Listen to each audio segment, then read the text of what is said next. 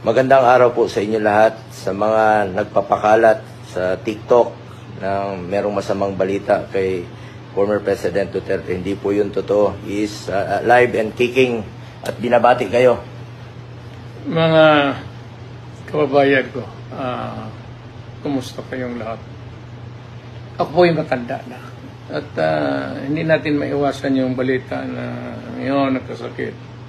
Wala naman akong sakit at feeling ko hindi naman ako mamatay ngayon kagad. Nandito ako sa bahay. Ito si Bong. Ako retired na. Makita. Pakita mo Bong yung maliit ko na bahay. Kain lang niya. Housing lang ito. Housing ito ng... Batiin mo lang sila, yung mga Pilipino. nandito lang ako nagre-relax. At nagbabati sa inyo ng magandang araw sa lahat ng Pilipino. Hindi po totoo yung nagpapakalat. Huwag kayong magpapakalat ng masamang balita. Alive and kicking. Siyempre, may edad na po si dating Pangulong Duterte. Kahit papano. May konting sakit, pero at his age, he's very healthy. Alam mo, matanda na ako.